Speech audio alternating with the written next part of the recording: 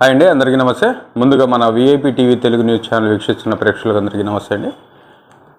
గత 4 రోజుల నుంచి బాగా హల్చల్ అవుతున్న విషయం ఏంటంటే ఈ హర్షసాయి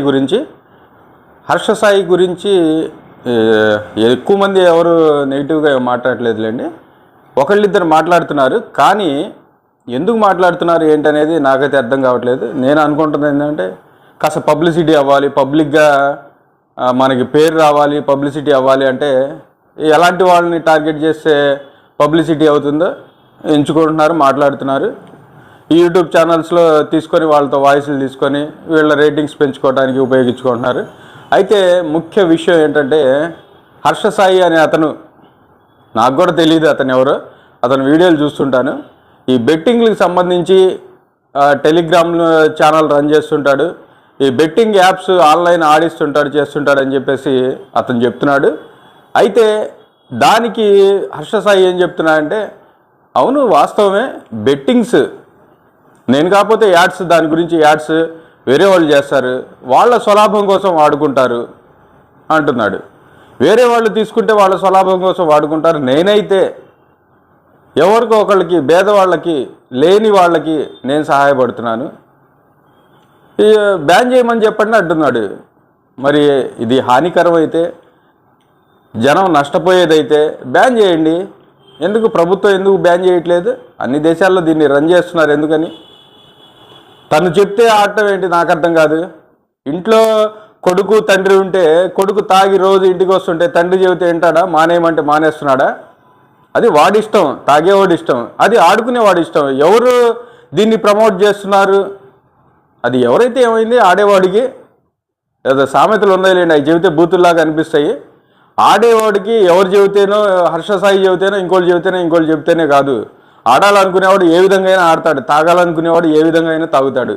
తర్వాత ఈ బ్యాంక్ ఇన్వాయిస్లు తీసుకొచ్చి ఈ స్టేట్మెంట్లు, ఇతని అంత వస్తుంది, ఇంత వస్తుంది, ఇంత తీసుకుంటున్నాడు, అంత తీసుకుంటున్నాడు, ఇన్ని కోట్లు తీసుకుంటున్నాడు, యాడ్లకి ఇన్ని లక్షలు తీసుకుంటున్నాడు అంటున్నారు. అతని క్రేజ్ అది. నీకుందా? నీకు లేదు కదా, ఆ క్రేజ్ లేదు కదా.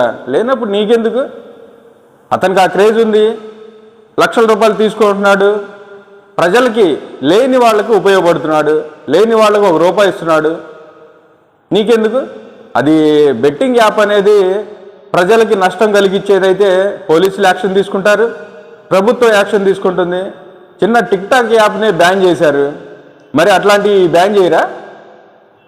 నువ్వు మీడియా ముందుకు వచ్చి మాట్లాడటం, తన పేరు మాట్లాడటం కూడా నాకు ఇష్టం లేదు. ఎందుకంటే అతను ఎప్పుడు కూడా ఆర్ట్స్లో చూడటమే తప్ప అతను ఎప్పుడు నేను చూడలేదు. హర్షసాయి అనే అతను కూడా నాకు తెలియదు, కానీ తన మీద వస్తున్న ఆరోపణలకి కొంతమంది తనకి ఫ్యాన్స్ ఉన్నారు, వీడియోలు చేయమంటున్నారు. దానికోసం నేను కొన్ని వీడియోలు ఆయన్ని చూశాను. ఇప్పుడు కాదులేండి, వీళ్ళు చెప్పినంత మాత్రం చూడటం కాదు, గతంలో నేను చూస్తున్నాను కాబట్టి దాని గురించి మాట్లాడుతున్నా. ఇప్పుడు అతని గురించి మాట్లాడే అతను ఎవరైతేనేమైంది, షార్ట్స్ చేస్తుంటాడు, పొలిటికల్గా మాట్లాడుతుంటాడు, ఫేమస్ అయ్యి ఇప్పుడేదో హర్షసాయి అనే అతను ఫ్రాడ్, మాఫియా రన్ చేస్తున్నాడు అని చెప్పేసి పెద్ద మాటలు మాట్లాడుతున్నాడు. మాఫియా రన్ చేయటం ఏందో ఆ మాటలు ఏందో నాకైతే అర్థం కాలేదు. మాఫియా రన్ చేయటం, వెనకాల ఉన్నోళ్ళు మాస్కులు వేసుకొని ఉంటారు, ఏదో ఒకటి కొత్తదనం చూపిస్తున్నాడు. వెనకాల మాస్కులు వేసుకున్నంత మాత్రాన వాళ్ళు దొంగలా? నాకు అర్థం కాదు. మాస్కులు వేసుకొని ఉంటే దొంగలా?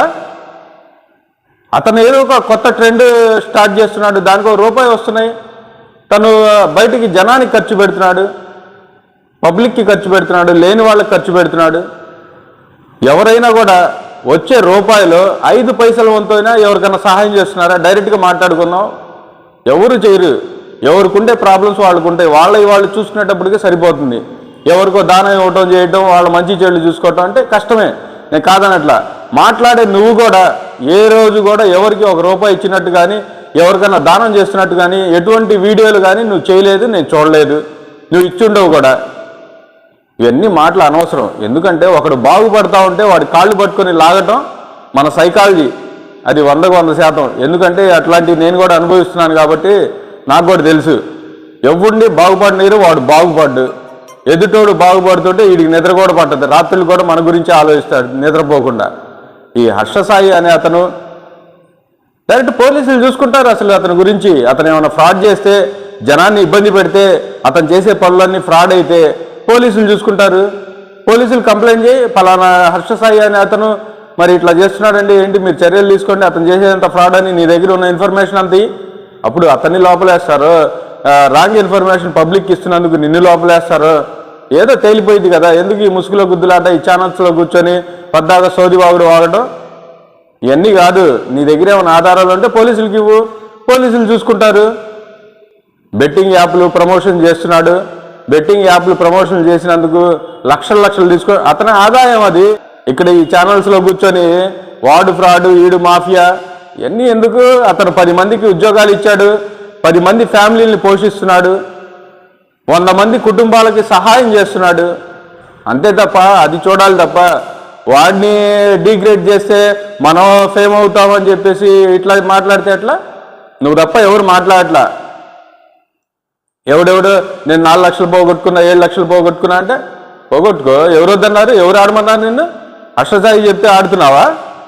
అతను చెప్పకపోయినా కూడా ఆడతావు కదా నువ్వు. నీ అలవాటు అది. జూదం అనేది నీ అలవాటు. నీ అలవాటు అయినప్పుడు నువ్వు ఇంట్లో తల్లిదండ్రులు చెబితేనే, భార్య పిల్లలు చెబితేనే నువ్వు వినవు. హర్షసాయి చెప్తే నేను ఆడాను అందుకని నేను పోగొట్టుకున్నాను అంటే ఎట్లా? ముందు ఇంట్లో ఏడురా బాబు, నువ్వు ఇంట్లో వాళ్ళు చెప్పి విను. చెడు పనులు చేస్తున్నావు వద్దు అంటే అప్పుడు మానేసేయి. నేను మానేసినా కూడా హర్షసాయి అని అతను చెప్పాడు కాబట్టి నేను చేశాను, నాకు పోయినా అంటే ఆలోచిద్దాం దాని గురించి. ఒకడెవడో చెప్తున్నాడు, చేస్తున్నాడు, దాన్ని మనం ఫాలో అవుతున్నాం, అది తప్పైనా ఒప్పైనా కళ్ళు మూసుకొని వెళ్ళిపోతాం అంటే ఎట్లా? కరెక్ట్ కాదు అది. హర్షసాయి కాదు ఇంకోళ్ళు ఎవరు చెప్పినా కూడా తప్పైన పని నువ్వు చేయకూడదు. బెట్టింగ్ ఆడటం ఎందుకు? బెట్టింగ్ తప్పు కదా? అదేమన్నా నిజాయితీయా? అతను డబ్బుల కోసం ప్రమోట్ చేసుకుంటున్నాడు అనుకో, నిన్నెవడు ఆడమన్నాడు? నిన్నెవడు పోగొట్టుకోమన్నాడు?